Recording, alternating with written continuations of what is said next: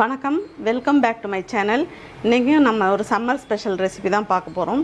மாம்பழ சீசன்றதுனால மாம்பழத்தை வச்சு மாம்பழம் கேசரி செய்ய போகிறோம். ரொம்பவே சூப்பர் டேஸ்ட்டில் எப்படி செய்யலான்றதை பார்க்கலாம்.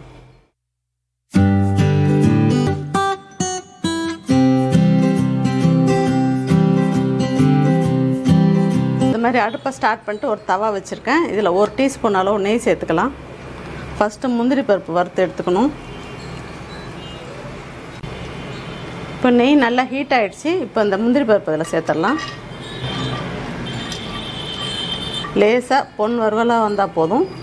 இப்போ இது நல்லா கோல்டன் ப்ரௌன் ஆகிடுச்சு, எடுத்துடலாம். இப்போ இந்த ரவையை இதில் சேர்த்து நல்லா வறுத்துடலாம்.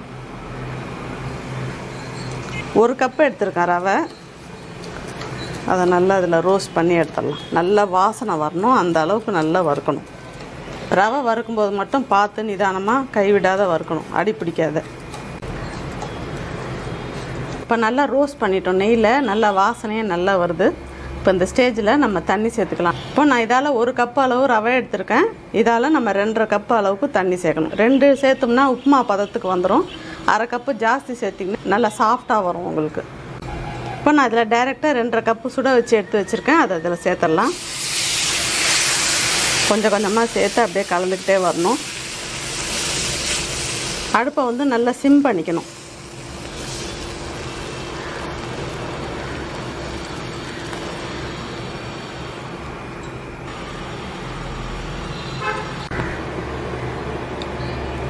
இப்போ ரவை நல்லா வெந்துடுச்சு. வெந்ததுக்கு அப்புறம் தான் நம்ம சுகர் சேர்க்கணும்.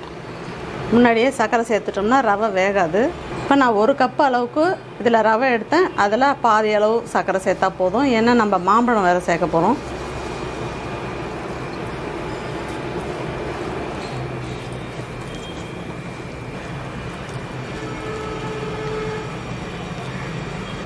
கட்டியே விடல பாருங்கள், நல்லாயிருக்கு. இப்போ நல்லா ரவையை நல்லா சர்க்கரையோட மிக்ஸ் பண்ணிட்டோம், கட்டியே இல்லாத.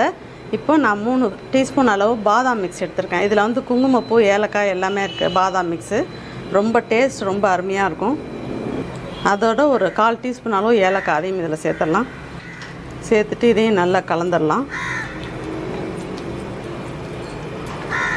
இதில் அந்த குங்குமப்பூ கலந்துருக்கிறதுனால உங்களுக்கு அந்த கலர் வருது.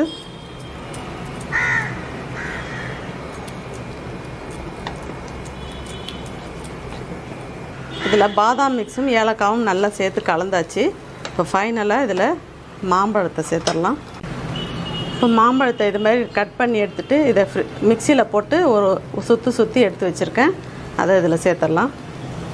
இப்போ இதையும் நல்லா கலந்துடலாம்.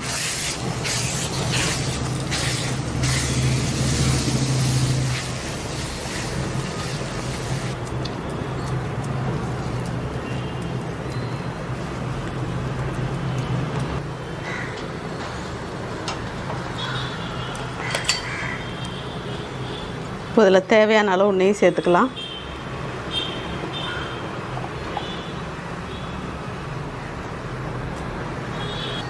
ஒன்றரை ஸ்பூன் அளவு நெய் சேர்த்துருக்கேன். எப்போவுமே கேசரி செய்யும்போது ரொம்ப திக்காக செய்யக்கூடாது. இந்த கன்சிஸ்டன்சிக்கு செஞ்சிங்கனாலே உங்களுக்கு ஆறின உடனே நல்லாயிருக்கும், சாஃப்டாக சாப்பிட்றதுக்கு. இப்போ ஃபைனலாக முந்திரி பருப்பு சேர்த்துடலாம்.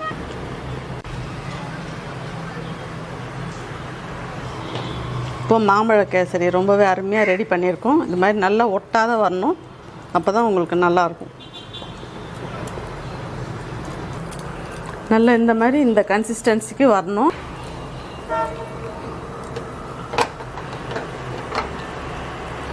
நல்லா இது மாதிரி ஒட்டாத வரணும்.